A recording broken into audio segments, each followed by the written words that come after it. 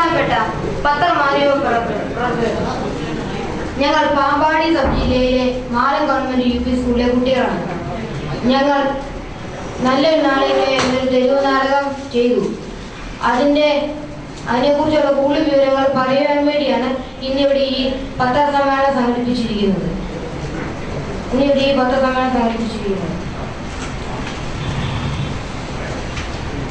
ഈ പരിപാടിയിലേക്ക് സ്വാഗതം ആശംസിക്കുന്നതിനായി കുമാരി ആതിര മുരളീധരനെ ക്ഷണിച്ചുകൊള്ളുന്നു.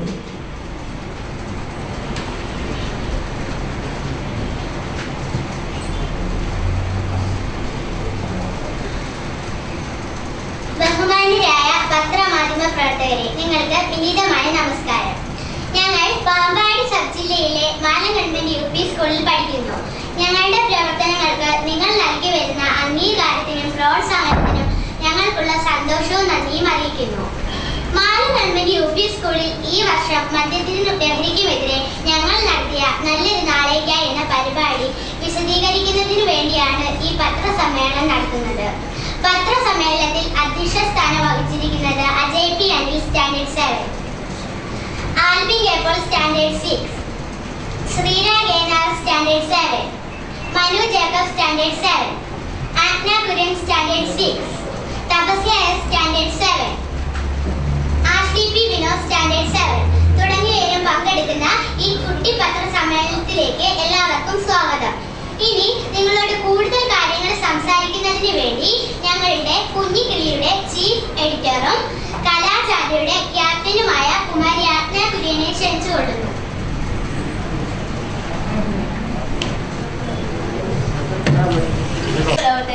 നിങ്ങൾക്ക് എന്റെ വിനീതമായ നമസ്കാരം.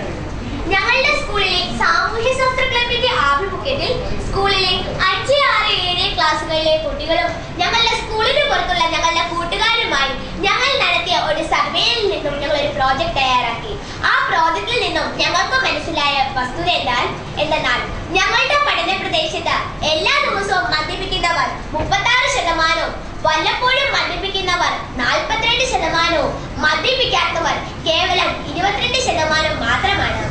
അവരെ തന്നെ മദ്യപിച്ച് വീട്ടിൽ എല്ലാ ദിവസവും ബഹളം വെക്കുന്നവർ 7%, വീട്ടിൽ എല്ലാ ദിവസവും ഒറ്റയ്ക്ക് മദ്യപിക്കുന്നവർ 21%, കമ്പനി കൂടി മദ്യപിക്കുന്നവർ 13%. 42% ആൺകുട്ടികൾക്ക് അടുത്ത ബന്ധുക്കളായ അച്ഛൻ, മുത്തച്ഛൻ, അമ്മാവൻ, കൊച്ചച്ഛൻ തുടങ്ങിയ അടുത്ത ബന്ധുക്കളിൽ നിന്നും മദ്യം നുകരാൻ അവസരം ലഭിച്ചിട്ടുണ്ട്. 35% ആൺകുട്ടികൾ മദ്യം മോഷ്ടിച്ച് രുചിക്കാൻ ശ്രമിച്ചിട്ടുണ്ട്.